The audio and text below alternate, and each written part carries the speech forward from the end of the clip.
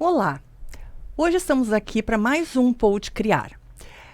Pensamos, criamos e resolvemos que nós vamos fazer um ciclo de conversas sobre a psicopatologia psicanalítica. Hoje, então, o nosso tema vai ser histeria. E a nossa convidada especial é Camila Terra. Bem-vinda, Camila. Obrigada. Estreando no Pode Criar, né? Que é psicóloga pela PUC, psicanalista pelo CEP de Porto Alegre, supervisora e coordenadora da formação de crianças e adolescentes do Espaço Criar, bem como da formação adulto. Né? Também é mestre em psicanálise clínica e cultura pela URGS. Quer dizer, Camila é extremamente estudiosa, capaz, ela tem esse jeitinho meigo, mas é uma pessoa que tem muito a contribuir conosco, com certeza. Camila, bem-vinda. Então, hoje, assim, vamos conversar um pouquinho sobre a histeria, né, que é o nosso tema de hoje. E qual foi a representação, qual foi o percorrido e a importância dela na psicanálise, né? Sim. E aí? Bom, primeiro agradecer o convite, então, Kátia, e do Espaço Criar de estar aqui, né? É o meu primeiro momento no Pode Criar e é o meu primeiro momento num podcast, então, telespectadores, tenham paciência. Meu momento podcaster. O nervosismo, a ansiedade, exatamente, tudo que tem direito. Mas, assim, acho interessante falar sobre histeria no movimento psicanalítico, porque ela não só é uma psicopatologia, como ela faz parte da história da psicanálise, né? Então, é essencial, é o início da psicanálise. Talvez a gente possa pensar que tanto a histeria quanto o trabalho com os sonhos são as pedras fundamentais, né? Ali daquele primeiro chute psicanalítico de Freud, exatamente. Né? Então, acho que é interessante que ela também seja a estrutura inaugural, né, de poder pensar aqui.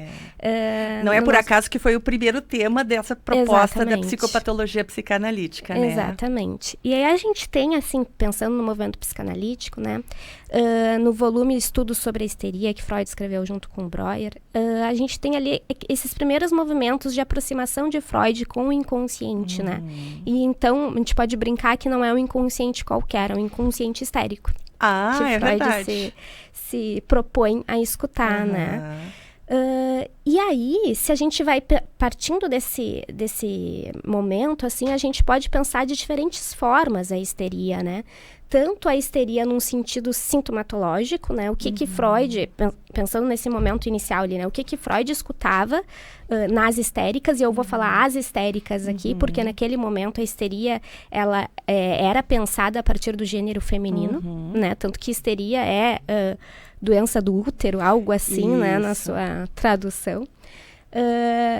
E também no contexto cultural dessas mulheres daquela época que começaram a apresentar, então, esses sintomas, né? O que se verificava, o que Freud e Breuer, né, verificavam ali? Que essas mulheres, por questões sexuais que elas não conseguiam dar uma vazão para essa pulsão que pulsionava dentro delas, né?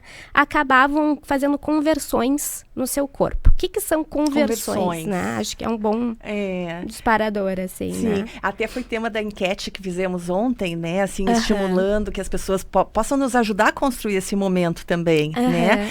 Podendo até diferenciar, assim, a conversão da psicossomática, enfim, né? O que caracteriza, né, a histeria propriamente dita e como é que Freud se ocupou disso, né? Achei muito legal que tu tá trazendo o Breuer, né? Que às vezes a gente esquece de mencionar, assim, esquece não, porque ele foi extremamente importante na história, mas até então não tínhamos falado da sua importância, né? Nos inícios da psicanálise. Exatamente, sim. E Breuer, ele era... não sei se a gente pode chamar de analista, mas vamos chamar assim, né? Ele era o analista principal da Ana O, que é a grande histérica fundadora. É verdade. Fundadora da psicanálise também, né? A Rodinesco, inclusive, fala, assim, né? Que se Freud fundou a psicanálise, pode ser que ela tenha fundado a técnica, né? Olha, então, maravilhoso. A Berta Pappenheim, né? Bom, pensando nessa questão que a gente colocou ali na enquete, que já puxa para outro ponto da psicossomatização, né? o que naquele momento se entendia como conversão? Que era, então, isso que acabava indo para o corpo e se expressava de diferentes formas, né? Mas não eram sintomas quaisquer. E acho que esse é um ponto importante, né? Não era uma doença qualquer que, sei lá, aparecia nesse corpo. Eram sintomas que tinham um sentido, né? Então, era uma perna paralisada, porque era a perna que o pai colocava em cima para fazer o curativo, né? Era uma isso já cegueira. está começando a falar da Dora, né? Exatamente. Vamos lá. Vamos indo por aí, né? Era uma cegueira que tinha um sentido para aquela mulher, do porquê que o sintoma se apresentou dessa forma, né? Então, são sintomas que se conseguia interpretar de algum jeito, né? Dar um simbólico para isso.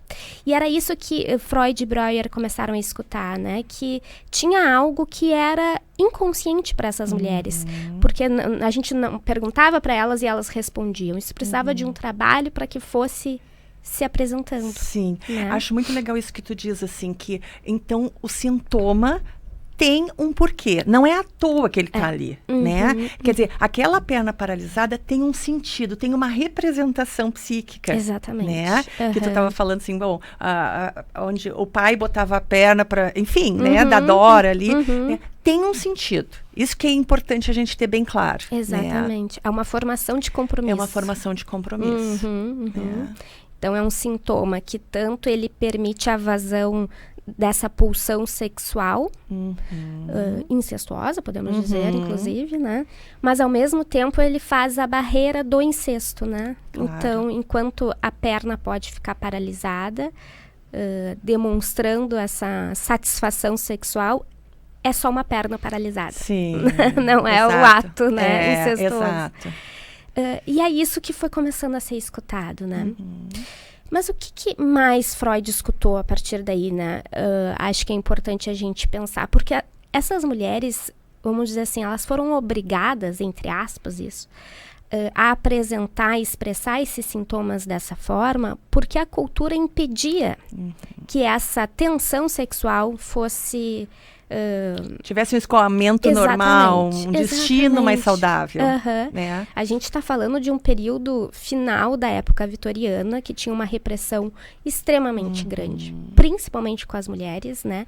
E ao mesmo tempo, e a Maria Rita, eu trouxe uns livrinhos aqui, que daqui a pouco a gente pode falar deles, né? Mas a Maria Rita Kel fala no Deslocamentos do Feminino que não era só que as mulheres eram reprimidas sexualmente, ao mesmo tempo tinha uma exigência contraditória, porque se começava a ter um espaço maior para as mulheres num mercado de trabalho, até por questões financeiras mesmo, as famílias precisavam desse dinheiro também que as mulheres poderiam trazer, ao mesmo tempo que não se dava espaço para elas. Então era, poxa vida, né? Se exige e não se dá espaço para essas mulheres, né?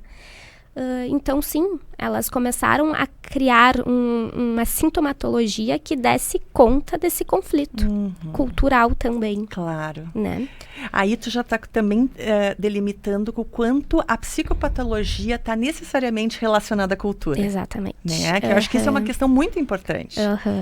Tanto é que Freud tem aquele texto chamado Mal-Estar na Cultura e Doença Nervosa Moderna. Sim. Né? Porque...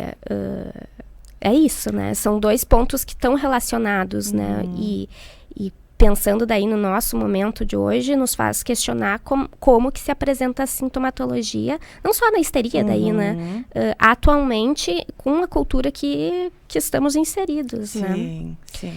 Uma coisa não está desvinculada da outra, muito pelo contrário, né? Não penso que os sintomas psicopatológicos são universais, né? Eles têm caracteres que é de uma época, de uma região. Exatamente. Né? De uma cultura. E a gente precisa escutar isso na medida do possível.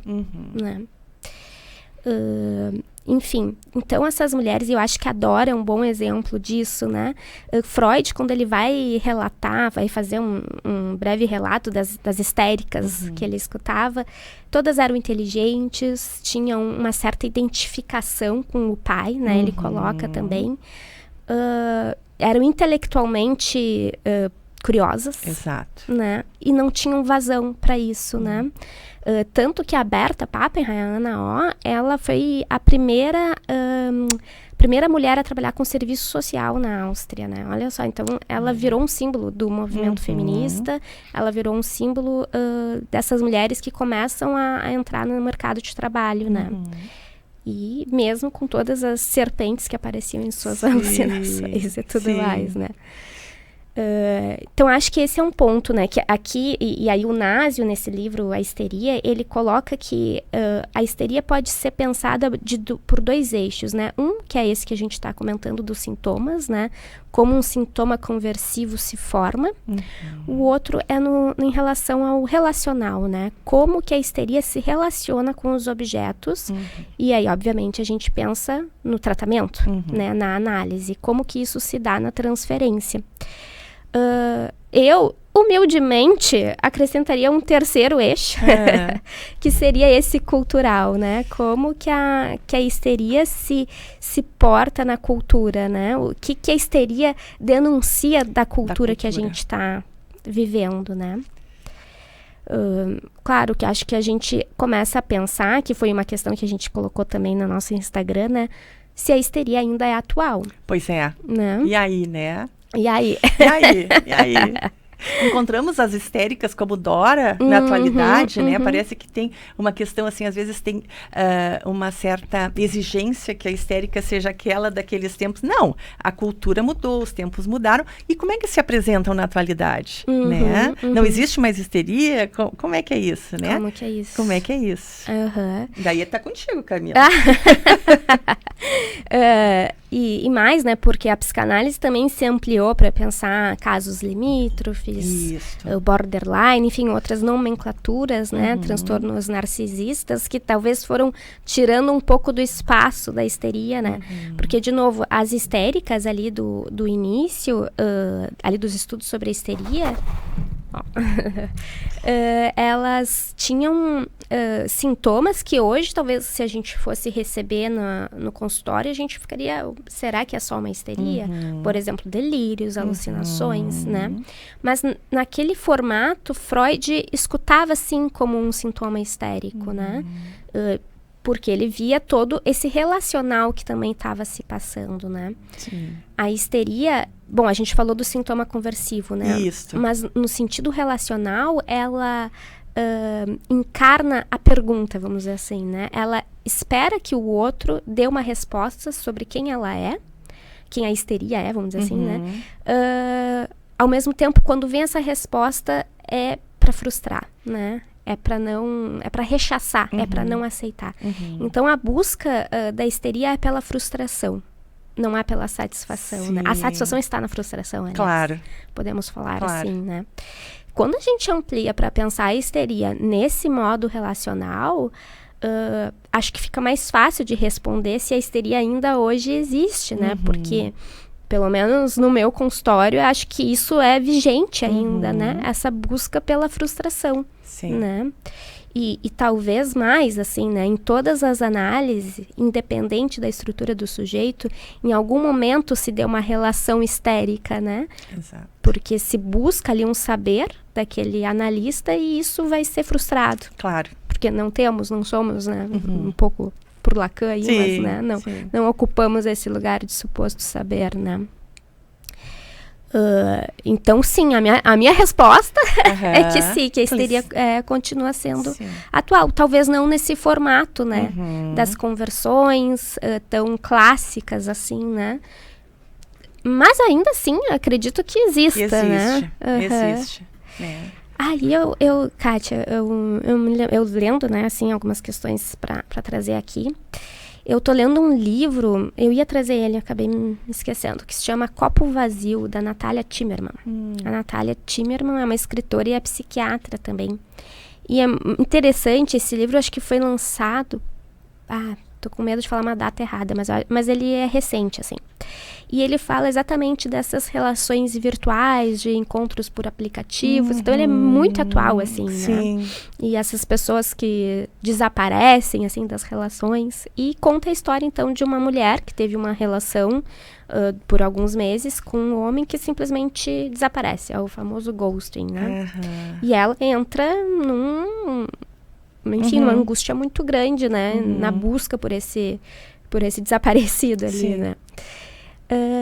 E aí, tem um relato que eu achei muito interessante, que eu pensei muito em trazer para cá, porque eu acho que nos faz pensar sobre a histeria.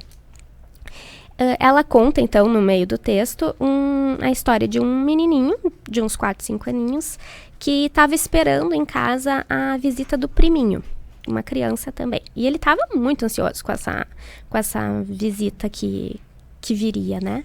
E a mãe dizia, te acalma, daqui a pouco tá chegando, ainda não é ele, te acalma. Sim. Mas a ansiedade estava muito grande.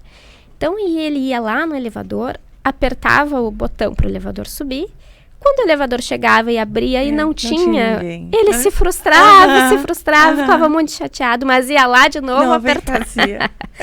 Eu acho que isso resume a histeria, né? Sim. Buscar a frustração de algum jeito, né? Porque é uma angústia, uma ânsia tão grande, ai meu Deus, uma ânsia tão grande que só vai chegar na frustração, não tem como ser satisfeita dessa forma, né? Sim. Acho que é engraçado, assim, a gente pensar por aí, e não é à toa que é um exemplo de uma criança, porque nos traz também a ideia do infantil da histeria, né? De que o outro, então, que vai vir do outro essa resposta, a verdadeira resposta sobre quem eu sou. É uma relação infantil, né? Enfim, pensei nesse caso. Maravilhoso, né? Com certeza. Né? Então, e como é que tu entende, Camila, assim, porque tu falava, né, o infantil. Uma das perguntas da nossa enquete foi assim, bom, qual é a fase, o ponto de fixação, né, da neurose histérica, né?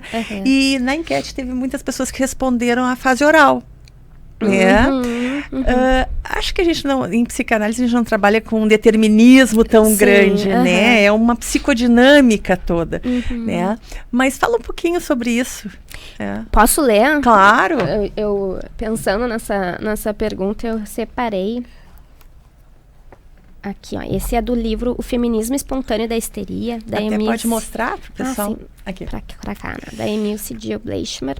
É um livro antiguinho, dos anos 80, mas ele tem algumas questões que talvez a gente já pode atualizar, assim, né? Mas em outros pontos ele é muito interessante, né? E aí tem um parágrafo que fala assim: ante a histeria, a dispersão das opiniões é máxima, oral ou fálico. Exatamente o que a gente está falando. Olha aí, né? O pessoal não estava tão errado assim. Não, exatamente. Caráter instintivo próprio de mulheres impulsivas, buscadoras de prazer, exibicionistas, ou pelo contrário, cárcere, onde imperam a repressão e a defesa contra a expressão da pulsão.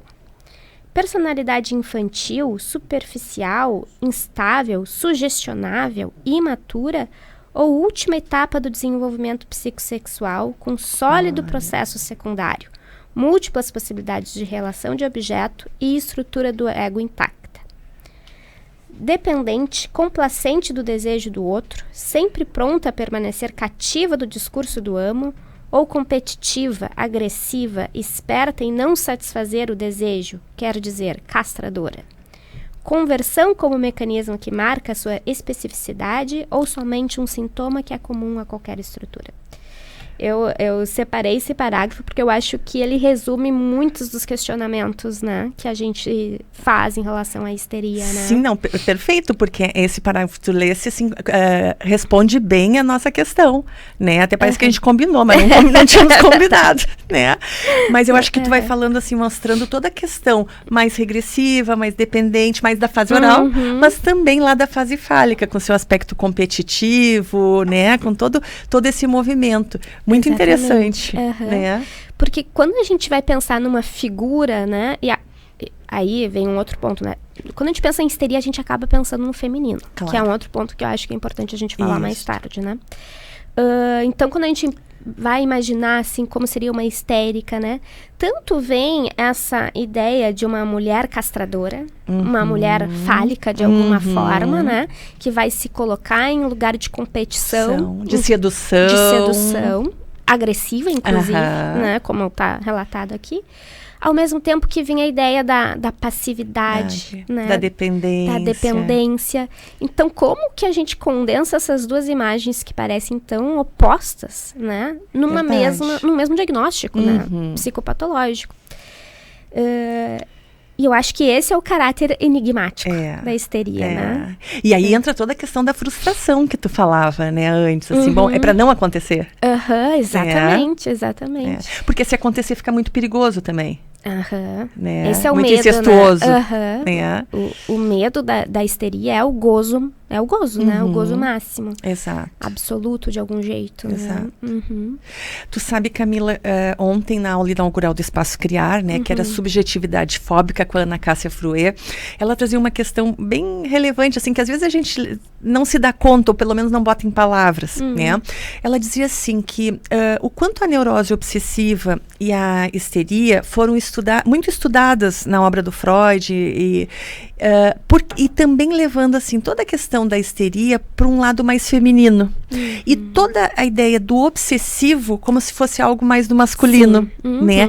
E o quanto a questão, no caso ela dizia assim da fase uretral fálica, isso ficou um estudo que não foi tão aprofundado na obra do Freud, inclusive nos dias atuais, né? E daí eu perguntava para ela assim, mas por que qual era a hipótese dela de achar que não era tão estudada? E ela dizia assim que tinha uma questão cultural também, né?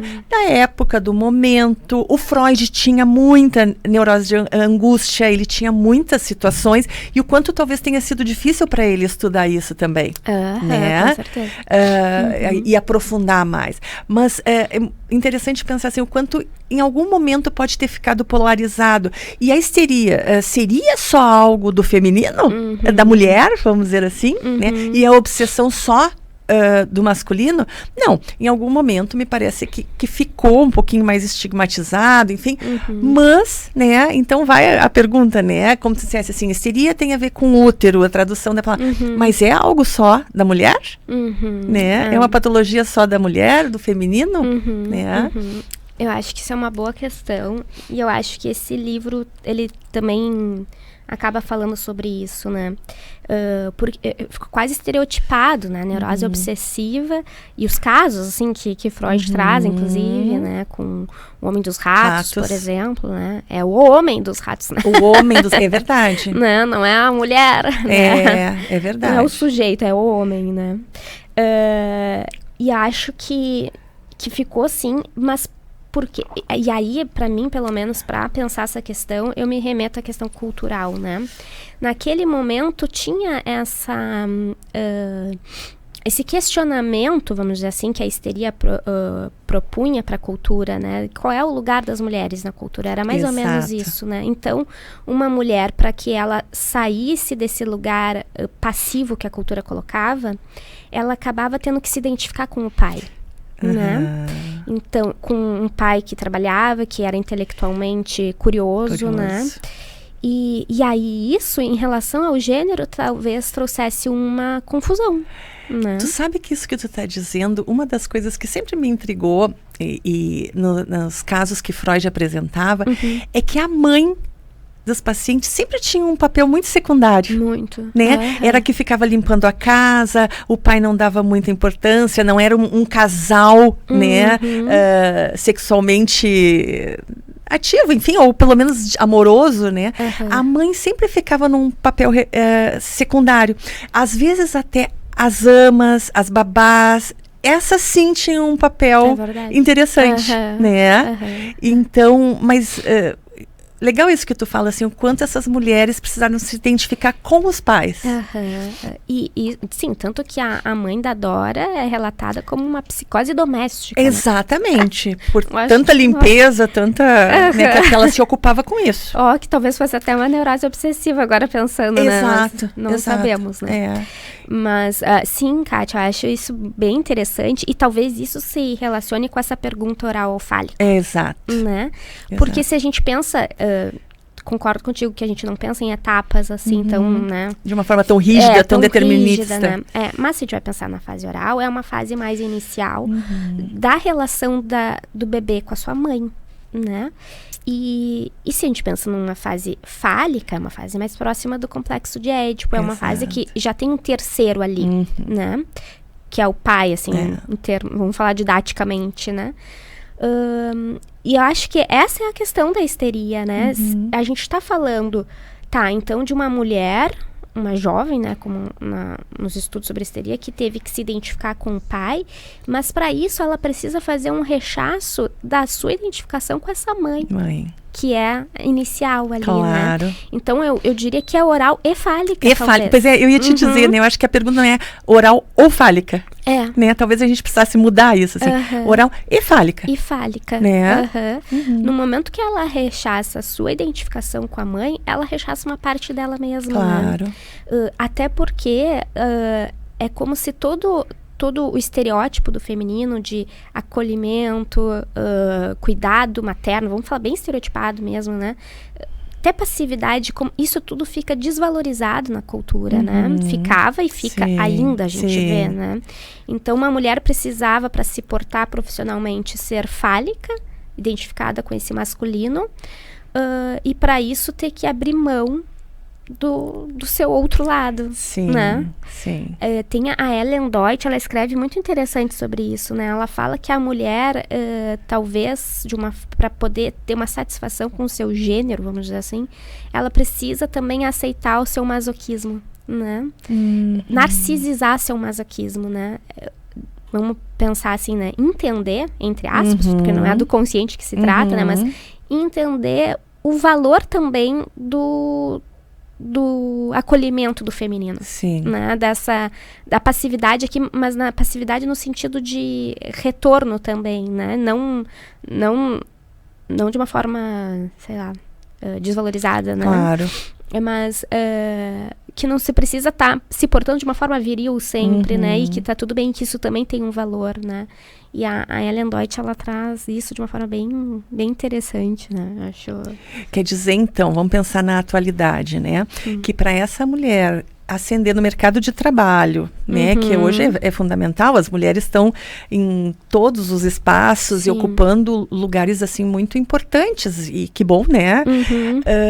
Mas não necessariamente ela precisa ser, ou abrir mão do seu lado feminino, do seu lado mais frágil, mais dependente. A ideia é assim, não, tem que ser mulher poderosa, fálica, como tu dissesse, né? E tem espaço só para isso. Não, né? Tem todo um aspecto, né, que pode se conciliar, é o que tu está dizendo, né? Pode ir para o mercado de trabalho, pode sustentar a casa, mas também pode ser mãe, pode ser, né, ter os aspectos da sua fragilidade, reconhecer isso, a castração, né?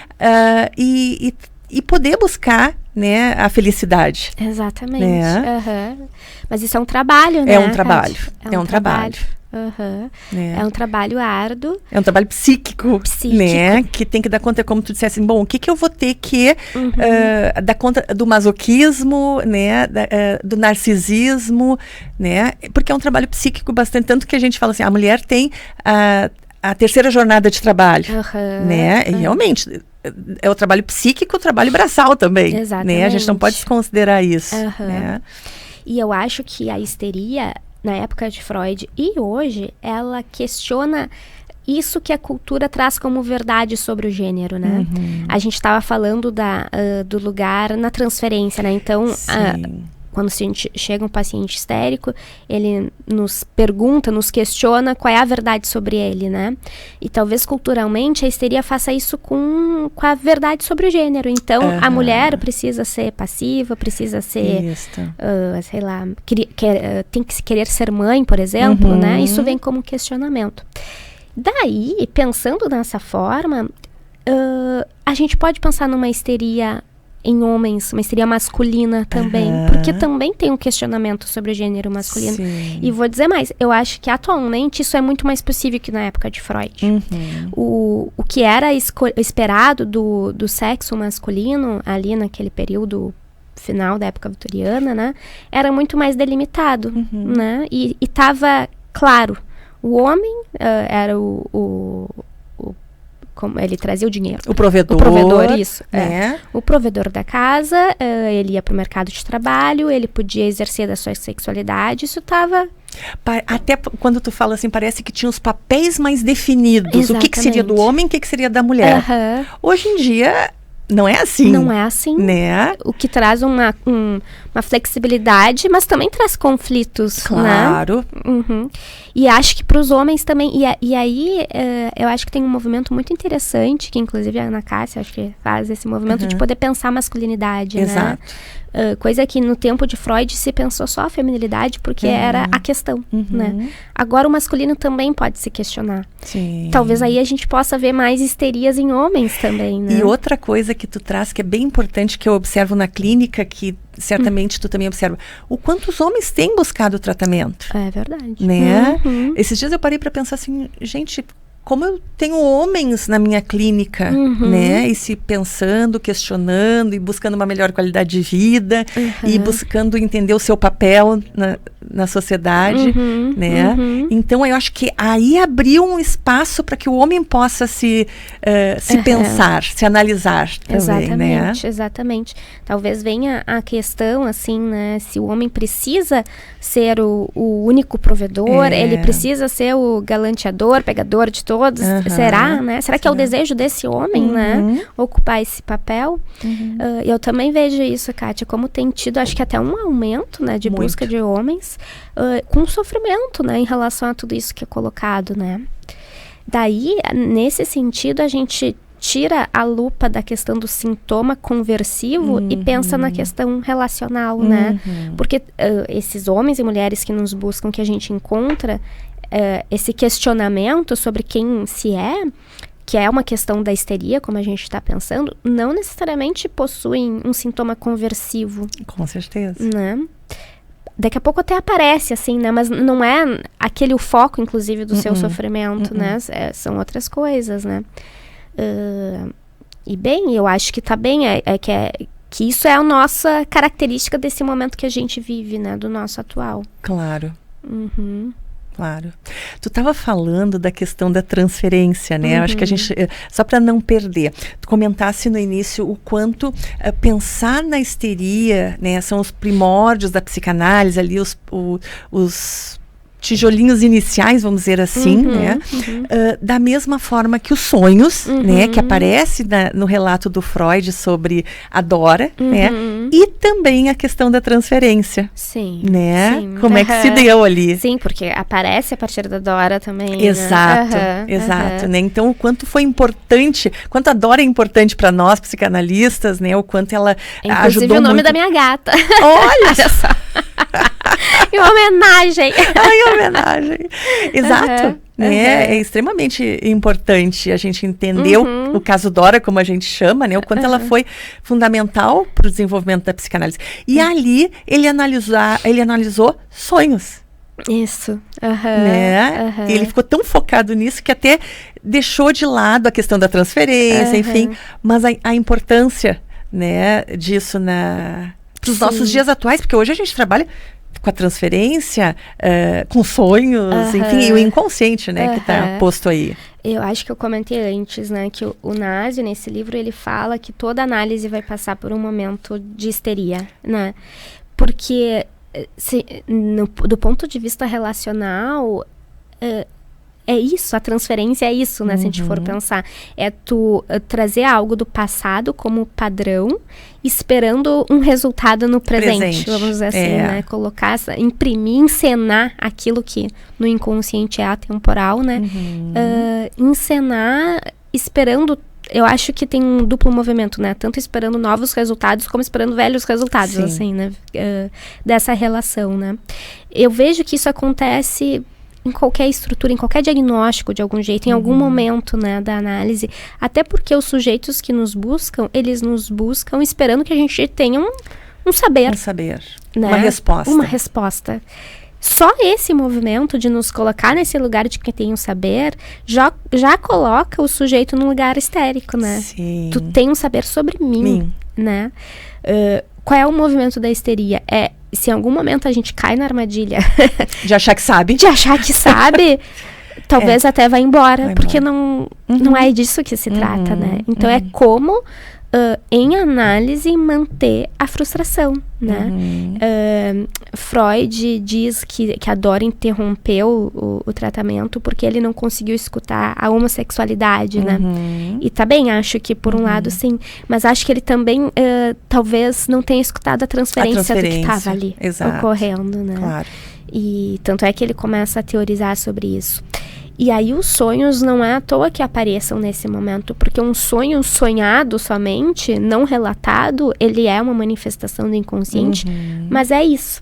Um sonho relatado em sessão, ele é um sonho em transferência, né? Sim. Eu trago para alguém porque é como uma carta endereçada, né? Eu boto o nome, boto o selo e espero uma resposta daquela pessoa. Não é de qualquer pessoa, é daquela pessoa, né? Então, isso eu acho que é o interessante do sonho, que a gente precisa prestar atenção quando chega em análise. Por que ele está sendo relatado agora, nesse momento, para mim, né? O que tem ali, né? Tanto que a gente começa até a perceber os movimentos de quando o analista passa a participar dos sonhos, né? Ser um dos personagens do sonho, né? O que isso tá nos dizendo, né? Eu acho que isso é muito bonito do inconsciente, né? Como o inconsciente realmente ele é uma instância da relação, né? Com certeza. De imprimir, e tanto da expectativa quanto da frustração, né? Do passado e do presente, ele se encena de uma forma muito plástica, assim, né? E quando não se encena dessa forma plástica, a gente se preocupa também, né? Claro. Quando vem numa rigidez, né? Porque qual é a questão da histeria? Que a gente está falando, então, que toda análise vai passar por um período de histeria, que a histeria também é uma revolta a esses padrões culturais, e que acho que, inclusive, tem uma importância, vamos pensar assim, em termos culturais, né? Isso tanto aqui a Maria Rita Kell, ela comenta de diversos autores da literatura que colocam a histeria como um movimento artístico, né? Por fazer realmente questionar a medicina da época, questionar esses padrões. Mas o sujeito que nos busca, ele está em sofrimento, né? E esse é a nossa atenção clínica, né? Como que a gente vai poder manter isso em análise, manter a frustração, mas de uma forma que a angústia do sujeito também vá podendo ser mais digerível para ele, né? Porque a gente fala, né, que em psicanálise a gente precisa manter a angústia para o sujeito se manter em análise, sim, mas não num excesso, num nível, né? Que não possa, que obstaculize o pensar. Exatamente. Né? Que eu acho que é essa a questão. Exatamente. E como... de novo, né? Então, a questão da histeria, a rigidez, vamos dizer assim, que a gente pode encontrar na histeria, é de nunca permitir um gozo, que não é o gozo máximo, né? É um gozo parcial, mas nunca se permitir também poder se satisfazer, poder ter prazer, né? Seja no seu corpo, seja profissionalmente, seja como for, né? E isso traz muito sofrimento para um sujeito, né? E acho que essa é a nossa responsabilidade, né? Por isso que a histeria, assim, é um diagnóstico que a gente faz, mas ele é muito complexo, né? E eu acho que isso é fundamental a gente poder esclarecer, né? Eu acho que tanto nos outros Pode Criar, que nós falamos ali com o Jefferson, com a Simone, né? A questão do diagnóstico. Para nós, psicanalistas, a questão do diagnóstico em si não é tão relevante. Nós nos ocupamos muito mais com o dinamismo desse aparelho psíquico, com o funcionamento, com as defesas utilizadas, do que com o nome propriamente dito. Exatamente. Né? Porque... da mesma forma que a gente estava falando hoje aqui, quanto a histérica tem pontos de fixação na fase oral e na fase fálica, não é ou, é e, né? Quer dizer, e a gente costuma dizer que o brilhantismo, o lado saudável desse aparelho psíquico é a gente poder ser um pouquinho de cada, né? Um pouquinho histérico, um pouquinho obsessivo, um pouquinho fóbico, e que isso faz parte. Exatamente. Né? Então, como é que a gente pode transitar de uma forma saudável eu por aí? Eu acho isso ótimo, Kátia. É como eu penso também a questão do diagnóstico, né? Às vezes, eu mesmo escorrego e falo a questão de estrutura, que nem é um termo utilizado por Freud, né? Sim. É mais lacaniano. Sim. Mas eu vou dizer que na minha clínica eu acabo nem trabalhando tanto com a ideia de estrutura, porque me parece algo muito rígido.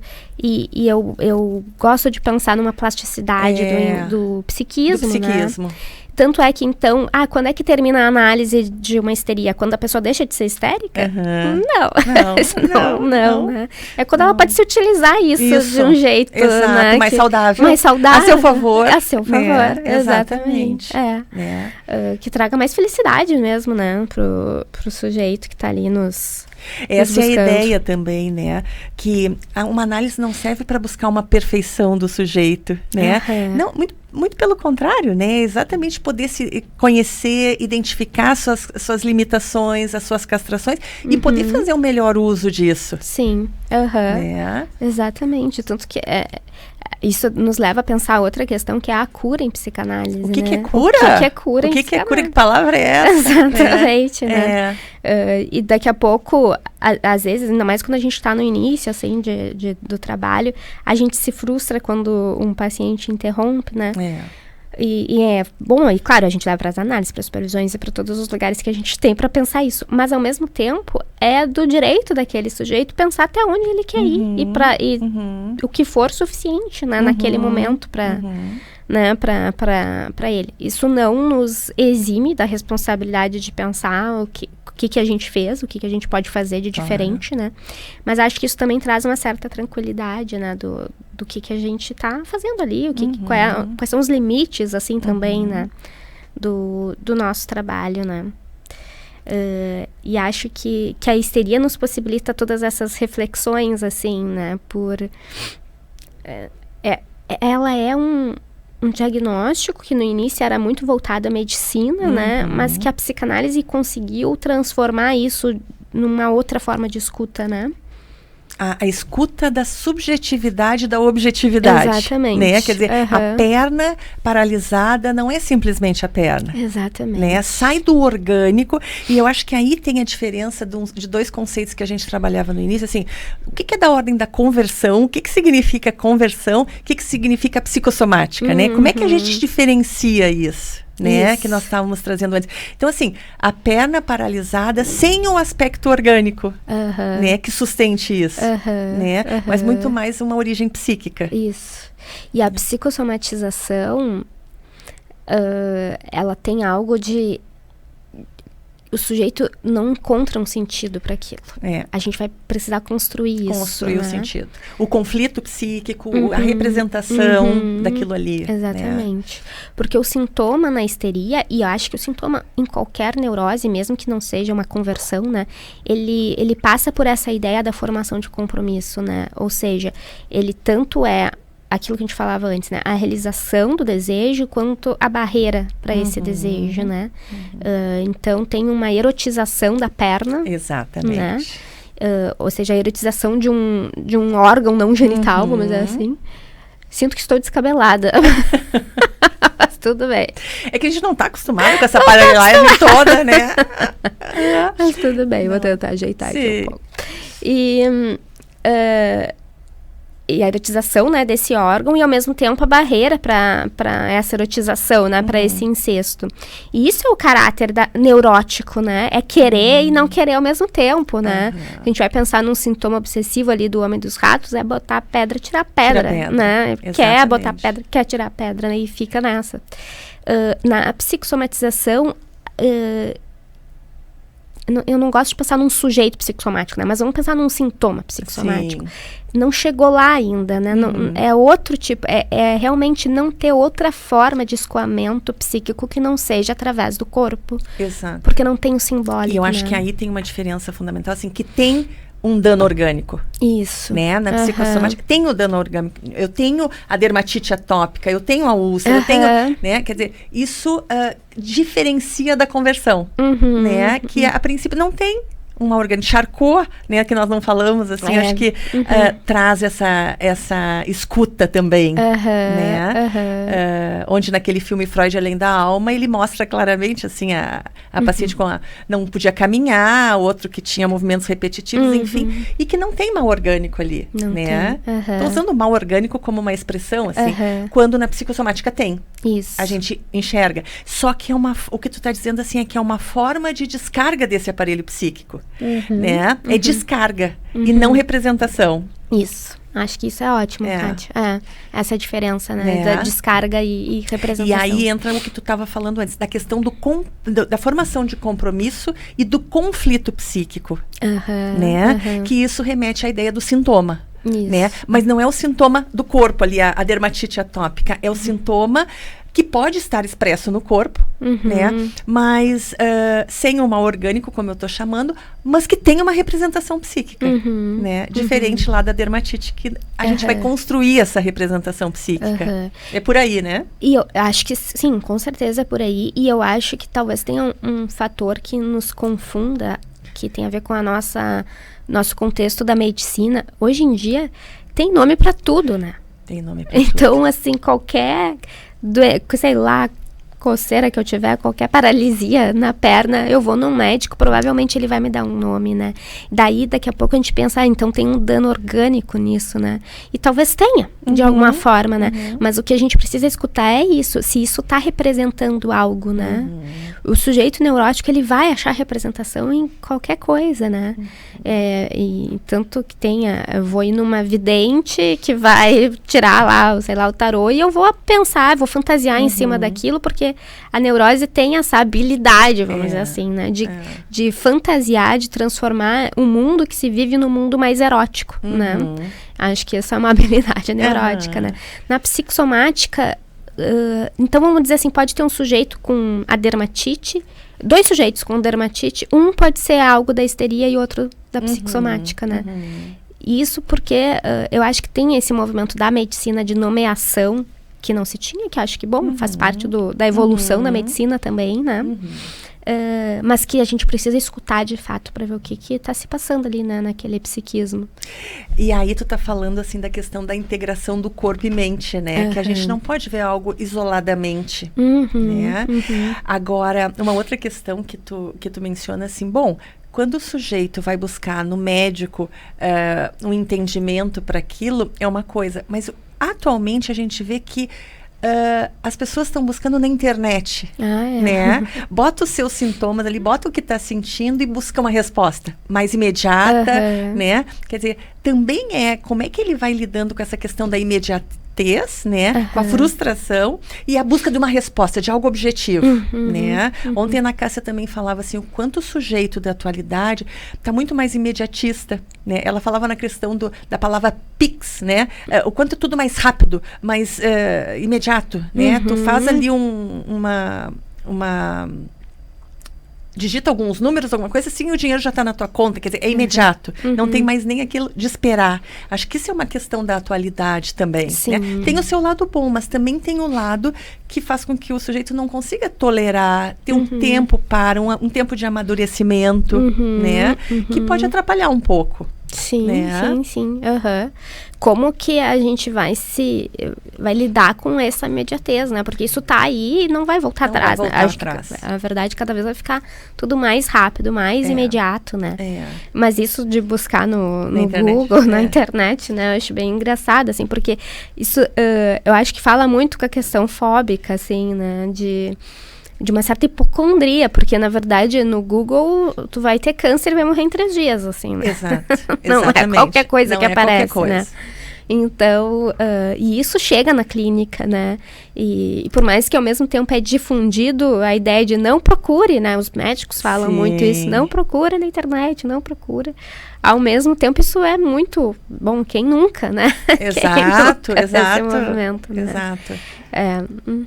E isso acontece com as questões psi também, né? Eu acho que eu tenho tal transtorno, né?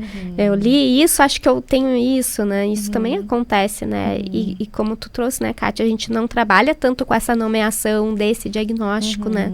Porque isso perde o sentido daí, né? Então eu vou dizer, assim, é verdade, tu tem tal transtorno. E quando acontece que o paciente já vem para o consultório dizendo, eu tenho isso, né? Ele já chega nomeando, mas eu não sei o que fazer com isso, né? Então, não adianta ter só um nome. Às vezes chega pacientes pedindo assim, doutora, me diz, o que eu tenho? Qual é o nome do que eu tenho, né? E aí eu fico me perguntando, tá, e o que tu vai fazer com isso? Né? A que serve esse nome, né? Será que não serve muito mais o entendimento do que está se passando contigo do que um nome propriamente dito? Tem uma ideia que o nome vai aliviar. Isso eu tenho. Né? Quando não, né? Acho que a questão é poder parar para se pensar e entender. Só que daí tem uma questão do tempo. O tempo em análise é diferente desse tempo todo que a gente está falando, assim, que tão rápido, tão imediato, respostas tão prontas. Em análise é um tempo diferente, né? E aí se questiona assim, bom, mas tanto tempo assim eu vou ficar me tratando? Nem sei que tempo, né? Mas tem a pergunta também, quanto tempo eu vou ficar aqui? Em quanto tempo eu vou ficar bom? Né? Mas essa imediatez também não traz satisfação, né? Não. Porque vem um nome ali e é bem isso, não sei o que fazer com isso, né? Ou então, esses aplicativos, né? Dei um match ali e agora, assim, fiquei satisfeita, mas é sempre muito parcial, né? Não que um dia vai ter essa satisfação total, né? Mas ela é rápida, mas é fugaz também, assim, né? Eu já vou buscando outra coisa. Exatamente, já vou num outro movimento. E aí, puxando um pouco a brasa para a questão da infância e da adolescência, né? Isso é algo que a gente vê muito nos consultórios, dessa busca pelo nome, em função da angústia dos pais também, né? Então, autismo, por exemplo, né? É um diagnóstico que está muito difundido. E se chegam muitos pacientes já com essa Cada nomeação. vez mais, né? Cada vez mais. Que talvez não seja nem por aí, o que a gente possa escutar de outra forma, né? E, ao mesmo tempo, uma criança que recebe o diagnóstico de autismo, caso não seja um autismo, isso é muito... É difícil, né, de trabalhar, não é um diagnóstico fácil de se receber, né? Então, acho que todos os profissionais psis, não só da psicanálise, a gente tem essa responsabilidade, né, do por que dar o diagnóstico, para quê? Qual é a função disso que eu estou fazendo, né? Sim. E tem momentos que é muito importante fazer uma nomeação, em outros talvez não, né? E os colégios também fazem essa procura, né? Acho que esse aqui tem TDAH, né? Os colégios já diagnosticam, né? E como a gente vai tendo que desconstruir tudo isso. Né? Desconstruir, né? E eu acho que o interessante disso, Kátia, é porque nós, analistas, a gente está inserido nessa cultura também da imediatez. A gente também com certeza recebe por Pix, paga por Pix, né? Sim. E aí a gente precisa fazer um processo de desconstrução em nós mesmos, né? Para poder lidar e ao com mesmo isso. tempo não estar dissociado da cultura. Exatamente. Né? A gente não pode estar dissociado. Não, a gente vive aquilo também. Né? Agora a questão é o que se faz com isso. Camila, tu falasse uma questão assim, como também supervisora, coordenadora de seminários e trabalha com crianças, né, da formação de crianças e adolescentes. Como é que tu vê essas manifestações? Vamos pensar assim, a gente falou na histeria adulto, com as suas manifestações, assim, com as suas questões do infantil, né, que ficou bem claro, assim. E a criança, como é que vai apresentando, assim, isso? Porque a gente sabe que a gente não faz diagnóstico antes da adolescência, não é a nossa proposta, enfim, né? Como é que na atualidade tu vai percebendo isso? Sabe que é interessante, porque como tu estava falando do trabalho da Ana Cássia, né, e desses estereótipos, que a neurose obsessiva ficou ligada ao masculino, a histeria ao feminino, eu pensei, a fobia parece que ficou ligada ao infantil, né? O grande caso fóbico é de uma criança. É uma criança. É do Hans, do pequeno Hans, né? Então, e Freud, em determinado momento, ele fala que toda a infância vai passar por um momento fóbico, né? E eu acho que sim, de algum jeito sim, porque a gente vê as crianças muito angustiadas com seus pensamentos, né? Suas questões, seus conflitos psíquicos, né? A criança sofre também. Pais, crianças sofrem também. Né? E os pais sofrem com isso também, porque não sabem o que fazer. Exatamente. E como que a gente pode escutar, né? Então, por exemplo, essa questão da conversão, eu acho que é algo que a gente vê em crianças também, né? De daqui a pouco, tá sempre gripado, aí não vai na aula, aí não vai naquilo. Mas o que é isso, né? Quando que essa gripe aparece, né? Se é um jeito de ficar mais juntinho da mãe, Sim. ficar mais em casa, né? O que tem da outra cena do inconsciente nesses sintomas que as crianças apresentam, né? Mas eu acho que, assim, como um grande sintoma, vamos dizer assim, da infância, é a angústia, né? Talvez seja, nesse sentido, mais ligada ao fóbico, né? E como que a criança... Porque as neuroses... o que são as neuroses? São formas de lidar com a angústia. Quando a gente pega uma infância, eu tô pensando agora, crianças um pouco menores, vamos dizer assim, de uns 5, 6 anos, por aí, né? A gente tá percebendo como que aquele sujeitinho vai se organizar para lidar com essa angústia, né? Quando a gente intervém num pequeno, é com a ideia de que ele possa, no futuro, lidar de um jeito mais saudável. Exato. Né? Com essa angústia que vai aparecer, a gente sabe que vai aparecer, né? Mas ali, sim, a gente já vê alguns inícios, né? Se é uma criança que tá com aqueles rituais obsessivos, a gente encontra ali no período de latência, é muito comum. Muitos rituais para dormir, que tem que botar o travesseiro em tal lugar, o ursinho em tal lugar, fica naquela volta, né? Ou a criança que tá sempre gripada, tá sempre com aquilo, né? Ou, enfim, isso vai se mostrando, né? E é isso que a gente observa, como que a criança está lidando com a angústia. Tu sabe que eu tenho observado muito, assim, a questão, a partir da pandemia, a gente não pode deixar de falar nisso, né? Porque é algo da atualidade, a gente viveu de uma forma muito traumática com toda essa questão. E o quanto as crianças e adolescentes, e a queixa principal dos pais atualmente, assim, meu filho não sai do quarto, meu filho não sai da telinha, do celular, do computador, meu filho não quer voltar para a escola. Né? Ele não está conseguindo, ele tem crises de ansiedade, né? Isso tem sido muito comum.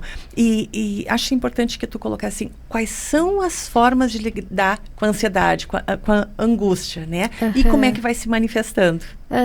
Né? Porque ali inibição, sintoma e angústia, Freud fala, né? Tem duas formas, grandes formas de lidar com a angústia. Ou tu foge, ou tu ataca. Né? E a fobia é uma tem um movimento, um sintoma contrafóbico também, né? Exato. Que a gente pode pensar. Mas, bom, tem a fuga também da fobia, né? E nesse caso, acho que adolescentes passam muito com isso de só querer ficar no quarto, por exemplo.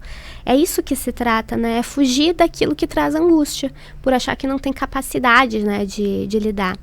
E se a gente pega ali a pandemia que retirou as crianças e os adolescentes desse convívio social, retirou de desafios, né? Colocou outros desafios, mas retirou. Então, o adolescente acaba se desenvolvendo. Tô falando de uma forma geral, isso não é uma lei. Regra. Exatamente.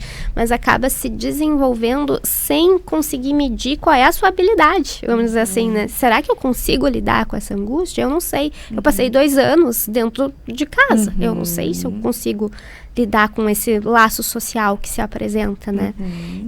Então, eu vejo, assim, às vezes os pais ficam muito preocupados em cuidar, em proteger os seus filhos, né? E é ótimo, acho que é por aí mesmo. Mas, ao mesmo tempo, poder incentivar que eles façam coisas, né? Que eles saiam um pouco daquele convívio familiar.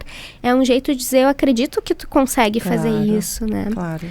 Freud escreve em algum texto, agora não estou lembrada qual, que um dos efeitos desse Édipo que não se realiza, um incesto que não se realiza, é o sujeito sair com um sentimento de inferioridade, né? Então, se eu não conseguir mamãe, não conseguir papai, eu não consigo mais nada, né? E, bom, não vai conseguir mamãe e papai, mas tem outras coisas que pode se conseguir e como que a gente ajuda, né, o sujeito a se experimentar, né? Quando chega uma criança na clínica, o que a gente percebe logo de cara? É como a criança brinca. Se a criança brinca, inclusive, né? Se a criança não brinca, isso já é um critério diagnóstico para nós, né? Do sofrimento que ela tá inibindo, inclusive, isso, né? Claro. E aí tem um empobrecimento psíquico, né? Eu acho que é disso que tu tá falando. Tu sabe que eu tava me dando conta, assim, tu tava falando da questão de como é que se lida com a angústia, né? E querendo ou não, tu entrou no campo da fobia e da histeria. Sim. Né? E Freud inicialmente falava na histeria de conversão e a histeria de angústia, né? Essas eram as primeiras nomeações dele, né? Que são as neuroses que estão nos mesmos pontos de fixação, né? Fala um pouquinho mais sobre isso pra gente, vamos ver. Pois é, né? Deixa eu ver. Essa me pegou de surpresa. A gente não tinha combinado essa. Não tinha combinado essa. Mas vamos pensar, assim, é interessante, porque eu acho que elas que se relacionam, se conversam, né? Pois é. Porque se for pensar um sintoma contrafóbico, por exemplo, eu acho que essa questão do oral e do fálico também fica presente, né? Sim. Aquele sujeito que diz sim pra tudo, por exemplo, depois... diz sim para uns podcasts, por exemplo. Depois se vem a texto. Depois o que eu tô fazendo aqui? O que eu faço com isso?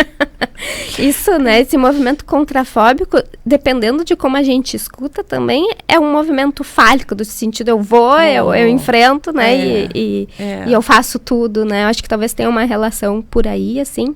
Mas sim, tem essa questão desses pontos de fixação, né? Que são próximos.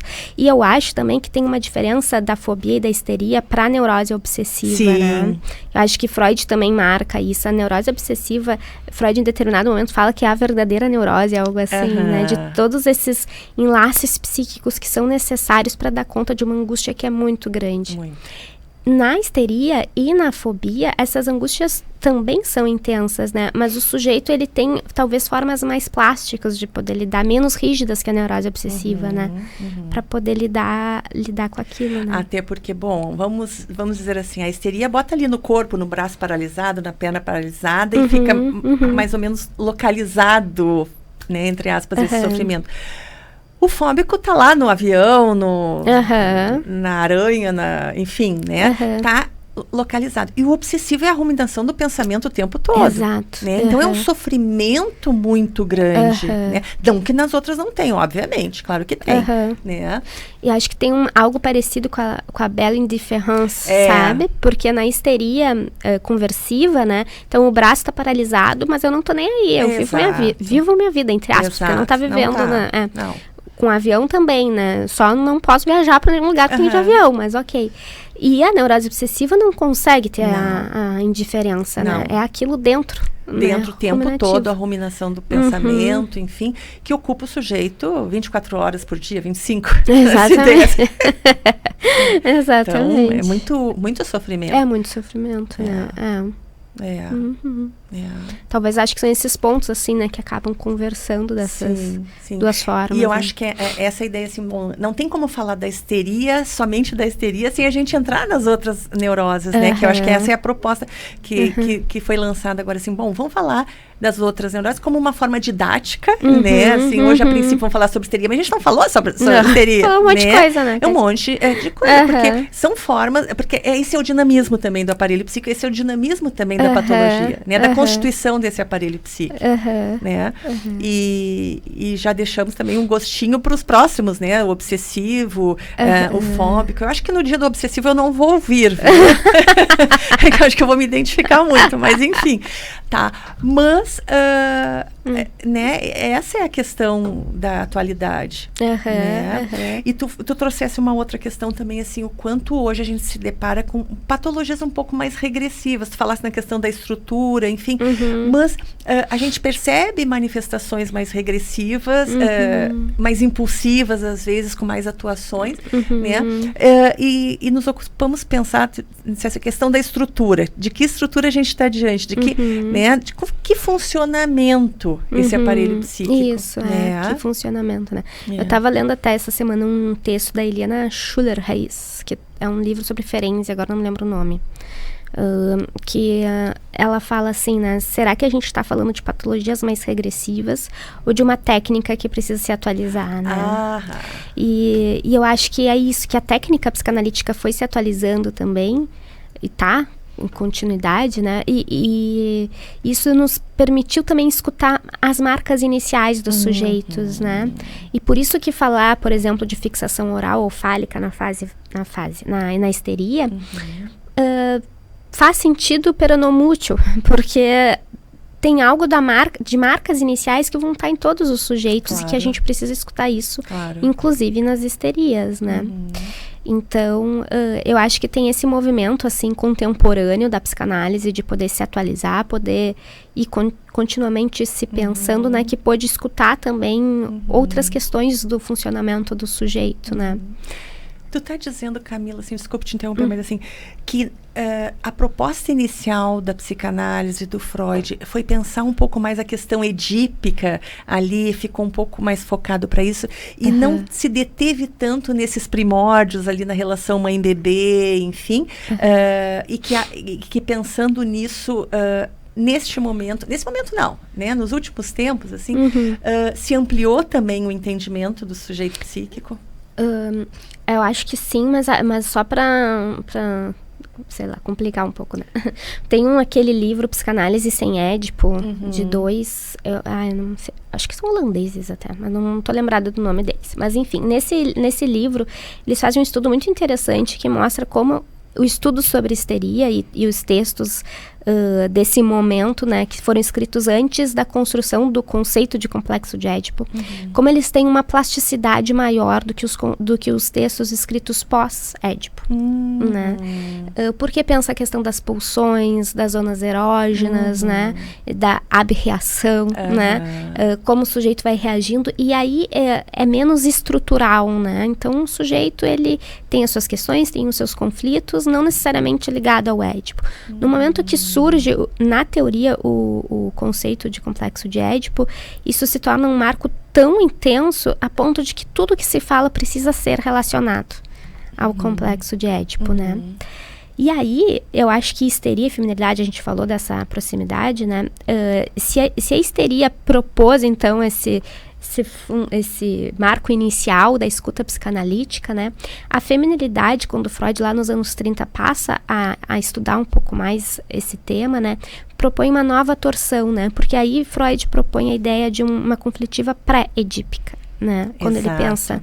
E ainda, pré-edípica, ou seja, o Édipo ainda é um marco, né? Mas Freud está falando dessa relação mãe-bebê, tudo bem que é uma bebê menina nesse caso, né? Mas é mãe-bebê.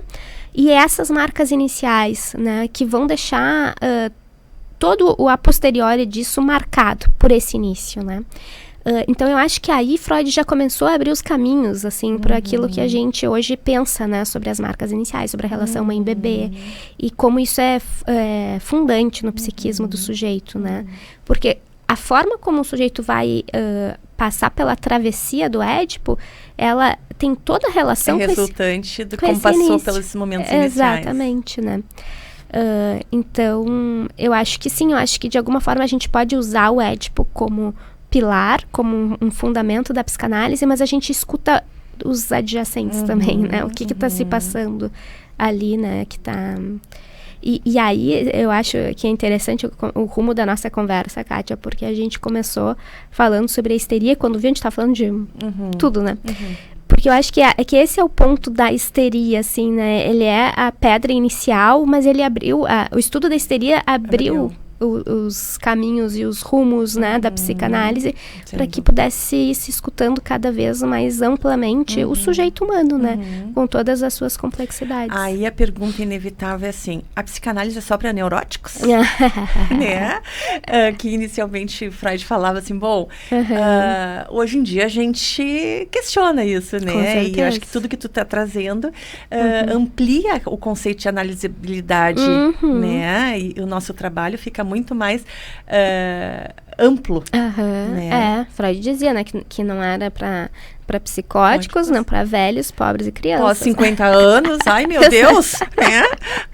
Não que eu esteja lá, nada disso, mas enfim. Mas a gente também tá aí para transgredir ao pai, né? Exatamente, para seguir pensando, porque não é dogma, né? Exato. Não é religião, não é dogma, então assim, vamos seguir. E uma outra coisa, Camila, assim, pensando no tema da histeria, né, tem uma outra frase muito importante que o Freud diz, né? Essa também a gente não combinou, vamos lá. Não acredito mais nas minhas histéricas, né? O que o Freud quis dizer com isso? Pois é, essa também não estava combinada. Não. Mas eu sei que tu é capaz. O contexto da frase, né, dessa frase que está numa carta a Fliss, é essa ideia de que, então, Freud escutava as histéricas com um trauma fatídico, vamos dizer assim, material, uma verdade material de que real. Exato, que tivessem sofrido um trauma sexual em algum período de sua infância, né? E que por isso teriam todos esses sintomas conversivos. Em determinado momento, Freud faz uma mudança para a teoria da fantasia e se dá conta que, quem sabe, é algo muito mais fantasiado do que da realidade, né? E aí Freud diz que não acredita mais nas minhas histéricas, né? Mas realmente acho que é um xiste de Freud, porque a gente acredita, né? Mesmo que seja fantasiado, a gente precisa acreditar naquilo, né? Sim. Na sedução que a criança sofreu, né? E aí, nesse livro, Psicanálise Sem Édipo, também, em algum momento eles fazem uma provocação, assim, talvez Freud achou mais fácil buscar essa saída do que se dar conta de como as meninas eram, de fato, abusadas na sua infância e tinham momentos de inversão, assim, de papéis, de colocar elas nesse papel sexualizado, mesmo quando crianças, né? E eu acho que essas são as marcas culturais também, né? Se a gente vai olhar, daí em termos estatísticos, inclusive, né? O número de meninas e meninos também que passaram por algum abuso, né? É gigantesco, né? Muito grande. É muito grande. A forma como isso vai dar os seus efeitos no futuro, a gente não sabe. Pode ser através de uma histeria, inclusive, mas não só, né? Então, eu acho que Freud, ele... Não sei, assim, me parece que ele precisou fazer isso até para uma ampliação da teoria, porque fantasia é um conceito importante em psicanálise, é um conceito do inconsciente que a gente precisa pensar, né? E acho que para a psicanálise isso teve um rumo importante, assim, né? Mas talvez de fato aquelas mulheres tenham passado por alguns traumas, né? E não é à toa que elas apresentaram esse tipo de sintomática, né? Claro. É bem importante a gente poder falar nisso, né? Porque aí tu tá falando também a questão, o quanto o Freud foi modificando e repensando também algumas questões, né? Por exemplo, aí ele sai da teoria do trauma e vai passando a valorizar muito mais a fantasia, né? E mesmo ele, eu acho que isso que tu dizia, né? A gente transgride o pai.